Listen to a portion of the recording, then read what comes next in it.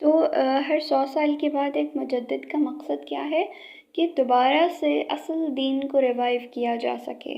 اس کا مطلب یہ ہے کہ لوگ دین محمدی صلی اللہ علیہ وسلم سے ہٹ جائیں گے، جو اصل دین ہوگا اس سے ہٹ جائیں گے اور دین کے اندر اپنی مرضی کی چیزیں شامل کرنا شروع کر دیں گے۔ تبھی تو اللہ تعالیٰ نے یہ فرما دیا نا، حدیث میں ہمیں یہ بات پتہ چل جاتی ہے کہ 100 سال کے بعد ایک مجدد پیدا ہوگا، دین کو ریوائیو کرے گا۔ ریوائیو کرنے کا مقصد ہی یہی ہے کہ جو لوگ دین سے ہٹ چکے ہیں، اصل ٹریک سے ہٹ چکے ہیں، ان کو دوبارہ سے دین کے اوپر لایا جا سکے۔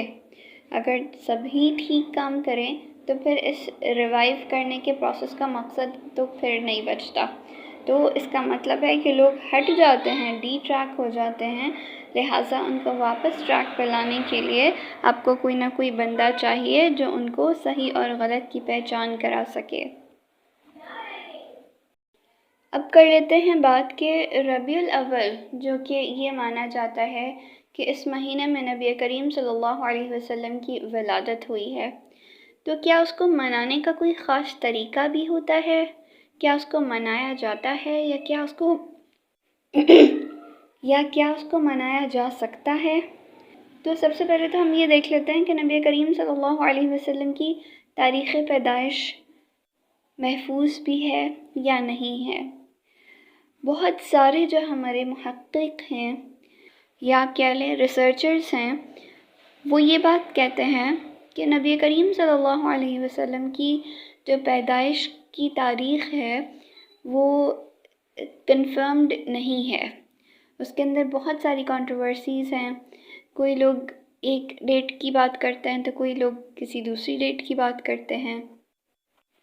اور ہمارے ہاں جو چیز رائج ہے وہ یہ ہے کہ نبی کریم صلی اللہ علیہ وسلم کی جو تاریخ پیدائش ہے وہ 12 ربیع الاول ہے، جبکہ ریسرچرز کو اگر ہم دیکھ لیں، اور تاریخ کی ایک بہت ہی اوتھینٹک کتاب ہے الرحیق المختوم، اگر کسی کو پڑھنے کا اتفاق ہوا ہو تو اس کے اندر بھی یہ سب چیز بہت اچھے طریقے سے سمجھائی گئی ہے کہ نبی کریم صلی اللہ علیہ وسلم کی تاریخ پیدائش کنفرمڈ ہے ہی نہیں۔ اچھا، آپ کو پتہ ہے ہمارے دین میں بہت ساری چیزیں ہمیں نہیں بتائی گئیں، اس کا کوئی نہ کوئی ریزن ہے۔ تو پہلے یہ دیکھ لیتے ہیں کہ ایسی کیا چیزیں ہیں جو ہمیں نہیں بتائی گئیں۔ مثال کے طور پہ سب سے پہلی اگزامپل حضرت آدم علیہ السلام کی لے لیتے ہیں۔ اللہ تعالیٰ نے ان کو جنت کے اندر باغ میں جب رکھا ہوا تھا تو یہ فرمایا تھا کہ آپ نے فلاں درخت کا پھل نہیں کھانا، ٹھیک؟ یہاں پر بہت سارے لوگ اپنی اپنی سوچ کے مطابق بات کرتے ہیں۔ کچھ لوگ کہتے ہیں کہ گندم کا جو پودا تھا اس کے بارے میں اللہ تعالیٰ نے کہا تھا کہ گندم نہیں کھانی، کچھ لوگ کہتے ہیں خوبانی کا درخت تھا، کوئی کیا کہتا ہے، کوئی کیا کہتا ہے، ٹھیک ہے؟ جبکہ قرآن میں ہمیں یہ چیز ملتی ہی نہیں ہے کہ وہ بیسیکلی چیز تھی کیا جس کو کھانے سے منع کیا گیا تھا۔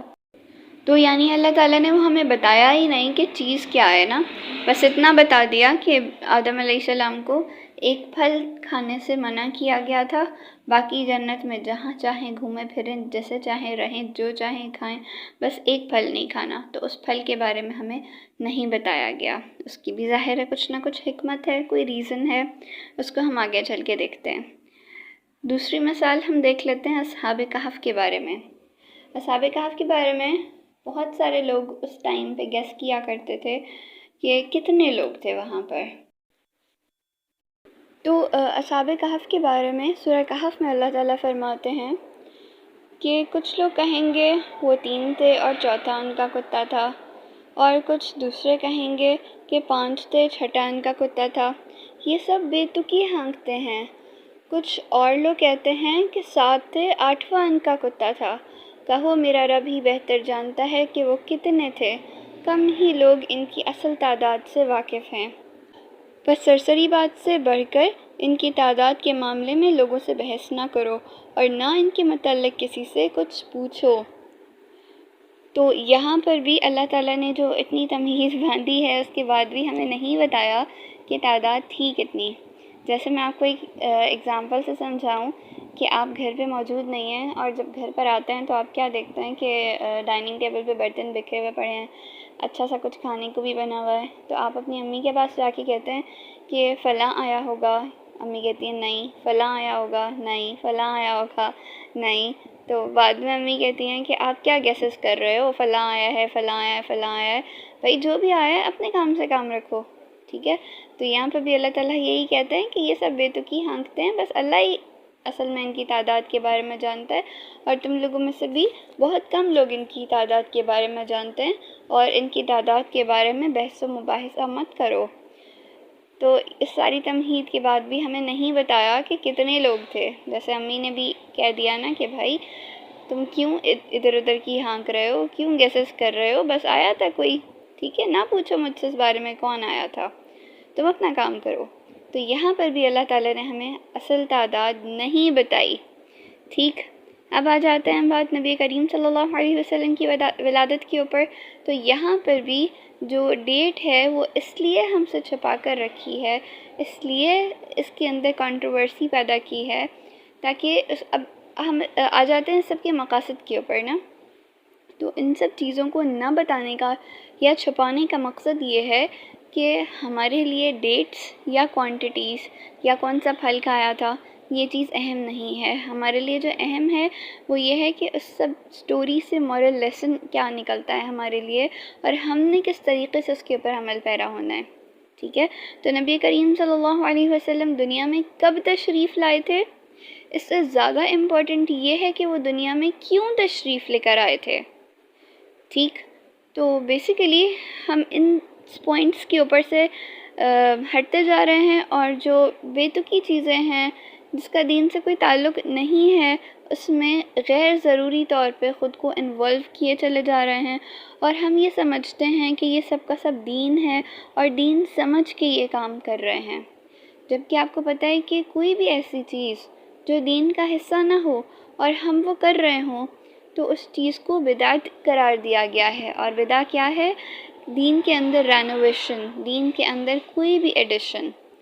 اور آپ کو بہت ہی حیرت انگیز بات بتاؤں کہ نبی کریم صلی اللہ علیہ وسلم نے فرمایا جو شخص میرے دین کے اندر اضافہ کرے گا یا کوئی چیز نکال دے گا تو حوض کوثر پہ وہ شخص نبی کریم صلی اللہ علیہ وسلم کے ہاتھ سے پانی نہیں پی پائے گا، وہ اس پانی پینے کے شرف سے محروم ہو جائے گا. کیونکہ آپ کو پتہ ہے نا کہ ہم قیامت کے دن اپنے جو وضو کے اعضاء ہیں ان سے پہچانے جائیں گے. تو جب ہمارے وضو کے اعضاء شائن کر رہے ہوں گے تو ہم ان کو پتہ چل جائے گا، نبی کریم صلی اللہ علیہ وسلم کو پتہ چل جائے گا کہ یہ شخص مسلمان ہے. تو جب وہ شخص ان کے قریب جائے گا حوض کوثر پہ پانی پینے کے لیے تو وہاں جا کے فرشتے یہ بتائیں گے اس شخص کے بارے میں کہ یہ وہ شخص ہے جس نے آپ کے دین کے اندر ایڈیشن کر دیا. تو نبی کریم صلی اللہ علیہ وسلم اس شخص سے منہ پھیر لیں گے اور اس کو پھر حوض کوثر کا پانی بھی نصیب نہیں ہوگا. ظاہر ہے جب منہ ہی پھیر لیا تو پھر کیا بچتا ہے اس شخص کے لیے. تو یہ ہمارے لیے بہت بڑا لمحہ فکریہ ہے کہ ہم کوئی بھی چیز ایسی نہ کریں دین کے نام پہ کہ وہ چیز دین میں نہ ہو. تو یہاں پر جو ڈیٹس کے اندر کنٹروورسی ہے اس کا بھی مقصد یہی ہے کہ ہم ڈیٹس میں نہ الجھ جائیں بلکہ مقصد کو سمجھیں کہ مقصد آخر ہے کیا. تو جو 12 ربیع الاول کی ڈیٹ ہے اس کا اناؤنسمنٹ جو تھا بیسیکلی وہ ایک شیعہ تھا 11th سینچری کے اینڈ میں، اور کچھ لوگ یہ کہتے ہیں کہ 12th سینچری کے سٹارٹ میں. ٹھیک ہے، تو ایک شیعہ تھا اس کا نام تھا ابریل بادشاہ. اس نے بیسیکلی یہ سٹارٹ کیا تھا سارا کام، یعنی کہ اس نے یہ کہا تھا کہ بس ہم 12 ربیع الاول کو فرض کر لیتے ہیں کہ اسی دن نبی کریم صلی اللہ علیہ وسلم کی ولادت ہوئی تھی، تو ہم اس کو اپنے طریقے سے منانا شروع کر دیں گے.